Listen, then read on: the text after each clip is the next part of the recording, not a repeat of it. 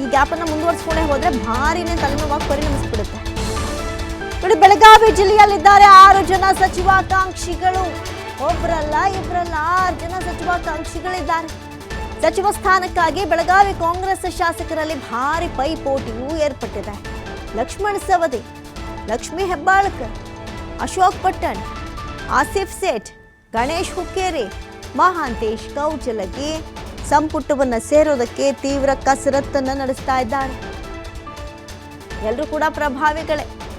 ಬೆಳಗಾವಿ ಜಿಲ್ಲೆಯ 18 ಮತಕ್ಷೇತ್ರಗಳಲ್ಲಿ 11 ಜನ ಕಾಂಗ್ರೆಸ್ ಶಾಸಕರಿದ್ರೆ 2028ರ ಚುನಾವಣೆಯನ್ನ ಗೆಲ್ಲೋದಕ್ಕೆ ಅಳೆದು ತೂಗಿ ಸಂಪುಟ ವಿಸ್ತರಣೆಗೆ ಲೆಕ್ಕಾಚಾರವನ್ನು ಹಾಕಲಾಗ್ತಾ ಇದೆ. ಡಿಕೆಶಿ ಸಂಪುಟದಲ್ಲಿ ಯಾರು ಸೇರ್ತಾರೆ ಅನ್ನೋದೇ ಭಾರಿ ಕುತೂಹಲ. ಖಂಡಿತವಾಗ್ಲೂ ಇದ್ದೇ ಇರುತ್ತೆ. ಡಿಕೆಶಿ ಸಂಪುಟದಲ್ಲಿ ಯಾರಿಗೆ ಸಿಗ್ಬೋದು ಅವಕಾಶ?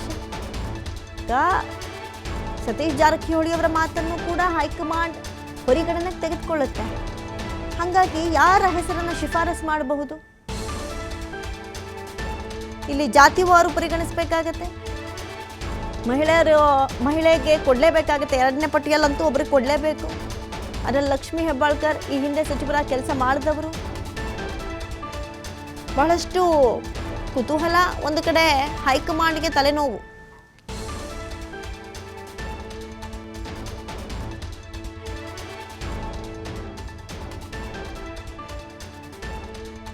ಬೇಗ ಆಗ್ಬೇಕಂತ ಇದೆ ಎಲ್ಲರದು ಅಭಿಪ್ರಾಯ. ಬೇಗ ಆಗ್ಲಿ ಅಷ್ಟೇ. ಕೇಳಿದಾರ ದೊಡ್ಡ ಜಿಲ್ಲೆ ಇದೆ, ಕೊಡಬೇಕು. ದೊಡ್ಡ ಜಿಲ್ಲೆ ಇದೆ, ಕೊಡಬೇಕು. ಕೊಟ್ರೆ ಒಳ್ಳೇದಾಗುತ್ತೆ. ನಾವು ಯಾರಿಗೆ ಶಿಫಾರಸು ಮಾಡಿಲ್ಲ, ಹೈಕಮಾಂಡ್ ಅದನ್ನ ತೀರ್ಮಾನ ಮಾಡಿ. ಇಲ್ಲ, ನಮ್ಮ ಯಾರು ಸಂಪರ್ಕ ಮಾಡಿಲ್ಲ. ಅಂತಿಮವಾಗಿ ಹೈಕಮಾಂಡ್ ತೀರ್ಮಾನ ಮಾಡ್ತಾರೆ. ನೋಡೋಣ, ಅದೆಲ್ಲ ಹೈಕಮಾಂಡ್ ಅವ್ರು ಮಾಡ್ತಾರೆ. ಯಾರು ಪಕ್ಷಕ್ಕೆ ಅವಶ್ಯಕತೆ ಇದೆ, ಮುಂದಿನ ಚುನಾವಣೆಗೆ ಯಾರು ಅನುಕೂಲ ಆಗ್ತಾರ ಆ ದೃಷ್ಟಿ ಇಟ್ಕೊಂಡು ಮಾಡ್ತಾರೆ ಅಷ್ಟೇ. ನೋಡೋಣ. ಮೊನ್ನೆ ಎಲ್ಲ ಶಾಸಕರು ಕೂಡ ಮುಖ್ಯಮಂತ್ರಿಗೆ ಭೇಟಿಯಾಗಿದ್ದರು. ಉತ್ತರ ಕರ್ನಾಟಕ ಮತ್ತು ಬೆಳಗಾವಿ ಜಿಲ್ಲಾ ಅಭಿವೃದ್ಧಿ ಆಗಬೇಕು. ಅದರ ಸಲುವಾಗಿ ಮೊದಲೇ 3 ಕೊಡ್ತಿದ್ರು. ಅದು 3 ಇದರಲ್ಲಿ ಸಚಿವ ಸ್ಥಾನ ಕೊಡಿ, ಯಾರಿಗೆ ಕೊಡಿ, 3 ಸಚಿವ ಸ್ಥಾನ ಇಲ್ಲಿ ಕೊಡಿ ಅನ್ನೋದು ನಾವು ಕೇಳಿದ್ವಿ. ಎಲ್ಲರೂ ಆಕಾಂಕ್ಷಿ ಇರ್ತಾರೆ, ಯಾರೂ ಇರೋದಿಲ್ಲ. ಇಲ್ಲೇ ಹೋಗಿದ್ರು. ಇಲ್ಲೇ 30 ವರ್ಷದಿಂದ ಉತ್ತರ ಕರ್ನಾಟಕದಲ್ಲೇ ಒಂದು ಮೈನಾರಿಟಿಗೆ ಯಾರಿಗೂ ಕೊಡಲಿಲ್ಲ. ಮತ್ತು ಈ ಟೈಮ್ ಕನ್ಸಿಡರ್ ಮಾಡಬೇಕಂದ್ರೆ ಕೇಳಿದ್ದಾರೆ. ಬೆಳಗಾವಿ ಸಿಟಿಗದಲ್ಲೂ ಇನ್ನೂ ತನಕ ಆಗಲಿಲ್ಲ. ಅದು ಕೇಳಿದ್ದಾರೆ ಅವರು. ಅದು ನಾವು ಹೈಕಮಾಂಡ್ ಮೇಲೆ ಬಿಡ್ತೀವಿ. ಇಲ್ಲಿ ಎವ್ರಿಥಿಂಗ್ ಟು ದಿ ಹೈಕಮಾಂಡ್. ಏನು ನಿರ್ಣಯ ಹೈಕಮಾಂಡ್ ತಗೋತಾರೆ ಅದು ನಾವು ಒಪ್ಕೊಳ್ತೀವಿ. ಇಲ್ಲ, ನಾವು ಮೊನ್ನೆ ಎಲ್ಲ ಶಾಸಕರು ಕೂಡ ಮುಖ್ಯಮಂತ್ರಿಗೆ ಭೇಟಿಯಾಗಿದ್ದರು. ನೇರ ಸಂಪರ್ಕದಲ್ಲಿ ಜಾಯಿನ್ ಆಗ್ತಾ ಇದ್ದಾರೆ ಪ್ರತಿನಿಧಿ ಶ್ರೀಧರ್ ಕೋಟಾರಗಸ್ತಿ. ಶ್ರೀಧರ್, ಇಲ್ಲಿ ಗಮನಿಸೋದಾದ್ರೆ 20 ಸ್ಥಾನಗಳಿಗೆ ಈಗಾಗಲೇ 40ಕ್ಕೂ ಹೆಚ್ಚು ಆಕಾಂಕ್ಷಿಗಳಿದ್ದಾರೆ. ಅವ್ರುಗಳನ್ನು ಯಾರು ಸೆಲೆಕ್ಟ್ ಮಾಡಿ ಯಾರನ್ನ ಬಿಡೋದು ಅನ್ನೋದೇ ಸದ್ಯಕ್ಕೆ ರಾಜ್ಯದ ನಾಯಕರಿಗಾಗಲಿ ಹೈಕಮಾಂಡ್ ನಾಯಕರಿಗಾಗಿ ಭಾರಿ ತಲೆನೋವಾಗಿ ಪರಿಣಮಿಸ್ಬಿಟ್ಟಿದೆ. ಈ ಗ್ಯಾಪಲ್ಲಿ ಒಂದೇ ಕಡೆ, ಅದರಲ್ಲೂ ಬೆಳಗಾವಿಯಲ್ಲಿ 5-6 ಜನ ಈ ರೀತಿಯಾದಂಥ ಆಕಾಂಕ್ಷಿಗಳಿರೋದು ಎಷ್ಟರ ಮಟ್ಟಿಗೆ ಹೈಕಮಾಂಡ್ಗೂ ಕೂಡ ತಲೆನೋವಾಗಿ ಪರಿಣಮಿಸಿದೆ ಅಂತ? ಗಡಿ ಜಿಲ್ಲೆ ಬೆಳಗಾವಿಗೆ ಈಗ ಸಚಿವ ಸಂಪುಟದಲ್ಲಿ ಎಷ್ಟು ಸ್ಥಾನ ಸಿಗುತ್ತೆ ಅನ್ನೋಂಥ ಒಂದು ಕುತೂಹಲ ಏನು ಕೆರಳಿಸಿರ್ತಕ್ಕಂಥದ್ದು. ಡಿ ಕೆ ಶಿವಕುಮಾರ್ ಸಚಿವ ಸಂಪುಟದಲ್ಲಿ ಬೆಳಗಾವಿ ಜಿಲ್ಲೆ ಜಾಕ್ಪಾಟ್ ಹೊಡೆಯುತ್ತಾ ಅನ್ನೋಂಥ ಈಗ ನಿರೀಕ್ಷೆಗಳು ಕಾಂಗ್ರೆಸ್ ವಲಯದಲ್ಲಿ ಗರಿಗೆದರಿದೆ. ಯಾಕಂದರೆ ಜಿಲ್ಲಾ ಉಸ್ತುವಾರಿ ಸಚಿವ ಸತೀಶ್ ಜಾರಕಿಹೊಳಿ ಈ ಬಗ್ಗೆ ಒಂದು ಸುಳಿವು ಕೊಡ್ತಾ ಇದ್ದಾರೆ. ಯಾಕಂದರೆ ಬೆಳಗಾವಿ ಜಿಲ್ಲೆಗೆ ಈಗಾಗಲೇ ಸತೀಶ್ ಜಾರಕಿಹೊಳಿ ಜಿಲ್ಲಾ ಉಸ್ತುವಾರಿ ಸಚಿವರನ್ನು ಮಾಡಲಾಗಿದೆ. 1 ಸಚಿವ ಸ್ಥಾನ ಸಿಕ್ಕಿದೆ, ಇನ್ನೂ 3 ಸ್ಥಾನಗಳು ಬೇಕು ಅನ್ನೋಂಥ ಅರ್ಥದಲ್ಲಿ ಏನು ಸತೀಶ್ ಜಾರಕಿಹೊಳಿ ಮಾತನಾಡಿರ್ತಕ್ಕಂಥದ್ದು. ಯಾಕಂದರೆ ಇತ್ತೀಚೆಗಷ್ಟೇ ಏನು CM ಡಿ ಕೆ ಶಿವಕುಮಾರ್ ಬೆಳಗಾವಿಗೆ ಬಂದಿದ್ದರು. ಆ ಒಂದು ಸಂದರ್ಭದಲ್ಲಿ ಸ್ವತಃ ಸಚಿವ ಈ ಹಿಂದಿನ ಮಾಜಿ ಸಚಿವ ಆಗಿರ್ತಕ್ಕಂಥ ಲಕ್ಷ್ಮೀ ಹೆಬ್ಬಾಳ್ಕರ್ ಕೂಡ ಏನಂದರೆ 3 ಸಚಿವ ಸ್ಥಾನದ ಮಾತುಗಳನ್ನಾಡಿದರು. ಜೊತೆಗೆ ಏನು ಸರ್ಕಾರದ ಮುಖ್ಯ ಸಚೇತಕ ಆಗಿದ್ದಂಥ ಏನು ಅಶೋಕ್ ಪಟ್ಟಣ್ ಕೂಡ 3 ಸಚಿವ ಸ್ಥಾನದ ಬೇಡಿಕೆಯನ್ನು ಇಟ್ಟಿದ್ದರು. ತದನಂತರ ಈ ಒಂದು ಚರ್ಚೆ ಈಗ ತೀವ್ರಗೊಂಡಿರ್ತಕ್ಕಂಥದ್ದು. ಈ ಇಬ್ಬರು ನಾಯಕರ ಹೇಳಿಕೆ ಬಳಿಕ ಸ್ವತಃ ಈಗ ಸತೀಶ್ ಜಾರಕಿಹೊಳಿ 3 ಸಚಿವ ಸ್ಥಾನದ ಮಾತುಗಳನ್ನಾಡಿರ್ತಕ್ಕಂಥದ್ದು ಸಾಕಷ್ಟು ರಾಜಕೀಯವಾಗಿ ಏನು ಚರ್ಚೆಗೆ ಎಡೆ ಮಾಡಿಕೊಟ್ಟಿದೆ. ಇಲ್ಲಿ ಪ್ರಮುಖವಾಗಿ ಅಮೃತ ನಾವು ನೋಡೋದಾದರೆ ಬೆಳಗಾವಿ ಜಿಲ್ಲೆ 18 ವಿಧಾನಸಭಾ ಮತಕ್ಷೇತ್ರಗಳಿದ್ದಾವೆ. ಇದರಲ್ಲಿ 11 ಜನ ಕಾಂಗ್ರೆಸ್ ಶಾಸಕರು ಬಂದಿದ್ದಾರೆ. ರಾಜ್ಯದಲ್ಲಿ ಯಾವುದೇ ಸರ್ಕಾರ ರಚನೆ ಆಗಬೇಕಂದ್ರೆ ಬೆಳಗಾವಿ ಜಿಲ್ಲೆಯ ಒಂದು ರಾಜಕಾರಣ ಏನಿದೆ, ಇಲ್ಲಿ ರಾಜಕೀಯ ಇಚ್ಛಾಶಕ್ತಿ ಬಹಳ ಪ್ರಮುಖವಾಗಿರ್ತಕ್ಕಂಥದ್ದು.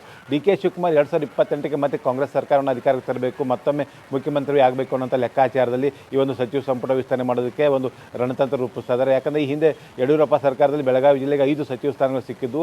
ಅಂಥದ್ದೇ ರಣತಂತ್ರ ಭಾಗವಾಗಿ ಡಿ ಕೆ ಶಿವಕುಮಾರ್ ಈ ಒಂದು ರಾಜಕೀಯ ದಾಳಿ ಉಳಿಸೋದಕ್ಕೆ ಮುಂದಾಗಿದ್ದಾರೆ ಅನ್ನೋಂಥ ಕುತೂಹಲ ಕೇಳಿಸಿದೆ.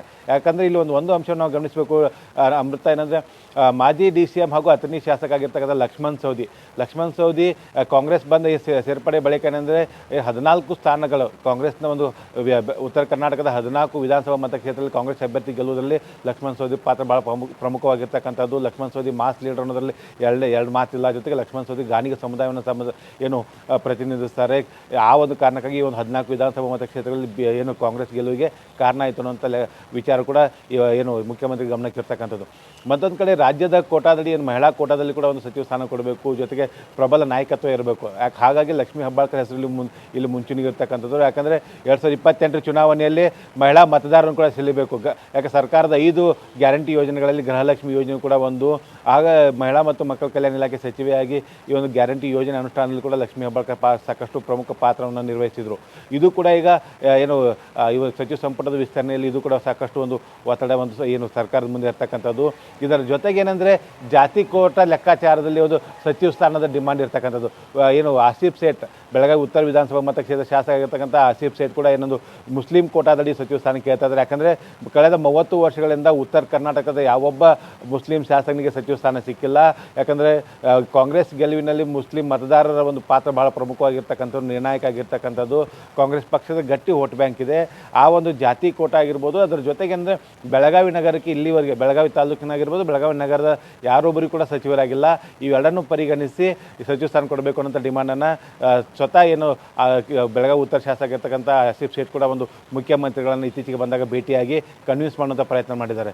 ಇನ್ನೊಂದು ಕಡೆ ಸಿದ್ದರಾಮಯ್ಯನವರು ಪರಮಾಪ್ತ ಆಗಿರ್ತಕ್ಕಂಥ ಅಶೋಕ್ ಪಟ್ಟಣ್ ಆಗಿರ್ಬೋದು, ಜೊತೆಗೆ ಏನು ಬೈಲೊಂಗಲ್ ಶಾಸಕ ಆಗಿರ್ತಕ್ಕಂಥ ಮಹಾಂತೇಶ್ ಕೌಜಲ್ಗಿ ಆಗಿರ್ಬೋದು, ಜೊತೆಗೆ ಚಿಕ್ಕೋಡಿ ಶಾಸಕ ಆಗಿರ್ತಕ್ಕಂಥ ಗಣೇಶ್ ಹುಕ್ಕೇರಿ ಆಗಿರ್ಬೋದು, ಈ 3 ಶಾಸಕರು ಕಾಂಗ್ರೆಸ್ ಪಕ್ಷದಲ್ಲಿ ಹಿರಿಯ ನಾಯಕರು. ಕಾಂಗ್ರೆಸ್ ಪಕ್ಷದ ಕಟ್ಟು ಬೆಳೆಸಲು ಕೂಡ ಇವರು ಕೂಡ ಪಾತ್ರ ಇರತಕ್ಕಂಥದ್ದು. ಹಿರಿತನದ ಆಧಾರದ ಮೇಲೆ ಮತ್ತು ಇವರು ಕೂಡ ಲಿಂಗಾಯತ ಏನು ಜಾತಿ ಲೆಕ್ಕಾಚಾರದ ಕೂಡ ಇವರು ಕೂಡ ಸಚಿವ ಸ್ಥಾನ ಕೇಳ್ತಾ ಇದ್ದಾರೆ. ಇವರೆಲ್ಲ ನಾಯಕರು ಇತ್ತೀಚೆಗೆ ಮಾತನಾಡಿದ ಮಾತುಗಳನ್ನು ನೋಡೋದಾದರೆ ಬೆಳಗಾವಿ ಜಿಲ್ಲೆಗೆ ಇನ್ನೂ 3 ಸ್ಥಾನಗಳು ಸಿಗುವಂಥ ಸಾಧ್ಯತೆ ಇದೆ. ಯಾಕಂದರೆ 2028 ಚುನಾವಣೆ ಗೆಲ್ಲಬೇಕಂದ್ರೆ ಈ ಒಂದು ನಾಯಕತ್ವ ಕೇವಲ ಕ್ಷೇತ್ರಕ್ಕೆ ಸೀಮಿತ ಆಗಿರ್ಬೋದು, ಜಿಲ್ಲೆಗೆ ಸೀಮಿತ ಆಗಿರ್ಬೋದು, ರಾಜ್ಯವ್ಯಾಪಿ ಮತ್ತು ಬೇರೆ ಬೇರೆ ವಿಧಾನಸಭಾ ಮತಕ್ಷೇತ್ರಗಳಲ್ಲಿ ಹೋಗಿ ಆ ಒಂದು ಪಕ್ಷಕ್ಕೆ ವೋಟ್ ಬ್ಯಾಂಕನ್ನು ಸೆಳೆಯುವಂಥ ಕೆಲಸ ಈ ಒಂದು ನಾಯಕತ್ವದಿಂದ ಆಗಬೇಕು ಅನ್ನೋಂಥ ನಿಟ್ಟಿನಲ್ಲಿ ಒಂದು ರಣತಂತ್ರ ರೂಪಿಸಲಾಗ್ತಾ ಇದೆ. ಜೊತೆಗೆ ಏನಂದರೆ ನವೆಂಬರ್ ಡಿಸೆಂಬರ್ನಲ್ಲಿ ತಾಲೂಕು ಪಂಚಾಯತ್ ಜಿಲ್ಲಾ ಪಂಚಾಯತ್ ಚುನಾವಣೆ ನಡೆಸ್ತೀವಿ ಅನ್ನೋಂಥ ಮಾತನ್ನು ಕೂಡ ಈಗ ಚರ್ಚೆಗೆ ಮುನ್ನೆಲೆ ಬಂದಿರತಕ್ಕಂಥದ್ದು. ಬೆಳಗಾವಿ ಜಿಲ್ಲೆಯಲ್ಲಿ ಈ ಒಂದು ಏನು ತಳಮಟ್ಟದಲ್ಲಿ ಗ್ರಾಮ ಪಂಚಾಯತಿ ಮತ್ತು ಜಿಲ್ಲಾ ಪಂಚಾಯತಿಗಳಲ್ಲಿ ಏನಾದರೂ ಹೆಚ್ಚಿನ ಸ್ಥಾನ ಕಾಂಗ್ರೆಸ್ ಗೆಲ್ಲಬೇಕಂದ್ರೆ ಹೆಚ್ಚಿನ ಸಚಿವ ಸ್ಥಾನ ಅವಶ್ಯಕತೆ ಇದೆ ಅನ್ನೋಂಥ ಮನವರಿಕೆ ಹೈಕಮಾಂಡ್ಗೆ ಆಗಿದೆಯಾ ಅನ್ನೋಂಥ ಒಂದು ಇಲ್ಲಿ ಸಾಕಷ್ಟು ಚರ್ಚೆ ಎಡೆ ಆಗ್ತದೆ. ಯಾಕೆ ಇಲ್ಲಿವರೆಗೆ ಸ್ವತಃ ಸತೀಶ್ ಜಾರಕಿಹೊಳಿ ಇಲ್ಲಿವರೆಗೆ ಸಚಿವ ಸ್ಥಾನದ ವಿಚಾರ ಮಾತನಾಡಿದಾಗ ಹೈಕಮಾಂಡ್ ಮುಖ ಮಾಡ್ತಿದ್ರು. ಆನಂತರ ಇನ್ನೂ 1 ಸ್ಥಾನ ಕೊಡಬೇಕು ಅನ್ನೋಂಥ ಮಾತನ್ನು ಸತೀಶ್ ಜಾರಕಿಹೊಳಿ ಹೇಳ್ತಿದ್ರು. ತದನಂತರ 2 ಸ್ಥಾನ ಅನ್ನೋಂಥ ವಿಚಾರವನ್ನು ಅವರು ಪ್ರಸ್ತಾಪ ಮಾಡಿದರು. ಈಗ 3 ಸ್ಥಾನಗಳ ಬಗ್ಗೆ ಅವರು ಮಾತನಾಡ್ತಾ ಇದ್ದಾರೆ. ಅಂದರೆ ಹಂತವಾಗಿ ಸಾಕಷ್ಟು ಒಂದು ಲೆಕ್ಕಾಚಾರ ರಣತಂತ್ರವನ್ನು ಇಲ್ಲಿ ರೂಪಿಸಲಾಗ್ತದೆ. 2028 ಚುನಾವಣೆ ಗಮನದಲ್ಲಿಟ್ಟುಕೊಂಡು, ಜೊತೆಗೆ ಒಂದು ವೇಳೆ ಯಾರಿಗೇ ಒಬ್ಬರು ಸಚಿವ ಸ್ಥಾನ ಕೊಡದೇ ಇದ್ರೂ ಕೂಡ ಉಂಟಾಗುವಂಥ ಭಿನ್ನಮತ ಏನಿದೆ ಅದು ಪಕ್ಷದ ಮೇಲೆ ಬಹಳ ದೊಡ್ಡ ಪರಿಣಾಮ ಬೀರುತ್ತೆ. ಯಾವಾಗ ರಾಜ್ಯದಲ್ಲಿ ಸರ್ಕಾರಗಳು ಅಂದರೆ ಸುಭದ್ರ ಸರ್ಕಾರಗಳು ಯಾವಾಗ ಪತನ ಆಗಿದ್ದಾವೋ ಅದರಲ್ಲಿ ಬೆಳಗಾವಿ ಜಿಲ್ಲೆಯ ಭಿನ್ನಮತ ಏನಿದೆ ಬಹಳ ಪ್ರಮುಖ ಪಾತ್ರ ನಿರ್ವಹಿಸಿರ್ತಕ್ಕಂಥದ್ದು. ಆ ಮುನಿಸು ಉಂಟಾಗಬಾರದು ಅನ್ನೋಂಥ ನಿಟ್ಟಿನಲ್ಲಿ ಆಗಿರ್ಬೋದು. ಮತ್ತು ಏನು ಲಕ್ಷ್ಮಣ್ ಸವದಿ ಕಾಂಗ್ರೆಸ್ ಕರ್ಕೊಂಡ್ಬಂದಂಥ ಸಂದರ್ಭದಲ್ಲಿ ಏನು ಕೊಟ್ಟಂಥ ಮಾತನ್ನು ಕೂಡ ಉಳಿಸ್ಕೊಳ್ಬೇಕು ಅನ್ನೋಂಥ ಒಂದು ಏನು ಒತ್ತಡ ಡಿ ಕೆ ಶಿವಕುಮಾರ್ ಮೇಲೆ ಇರ್ತಕ್ಕಂಥದ್ದು. ಈ ಎಲ್ಲ ಲೆಕ್ಕಾಚಾರಗಳನ್ನ ಆಧರಿಸಿ ಈಗ ಬೆಳಗಾವಿ ಜಿಲ್ಲೆಗೆ ಸಚಿವ ಸ್ಥಾನ ಹಂಚಿಕೆಗೆ ಎಲ್ಲೋ ಒಂದು ಕಡೆ ಹೈಕಮಾಂಡ್ ಮುಂದಾಗುತ್ತೆ ಅನ್ನೋ ಒಂದು ಚರ್ಚೆಗಳು ನಡೀತಾ ಇದ್ದಾವೆ. ಇದರ ಸುಳಿವು ಈಗ ಸತೀಶ್ ಜಾರಕಿಹೊಳಿ ಅವರ ಈ ಮಾತಿನಿಂದ ಈಗ ವ್ಯಕ್ತವಾಗ್ತಾ ಇದೆ. ಅಮೃತ. ಥ್ಯಾಂಕ್ ಯು ಶ್ರೀಧರ್ ಕೋಟಾರ್ಗಸ್ತಿ ತಮ್ಮ ಮಾಹಿತಿ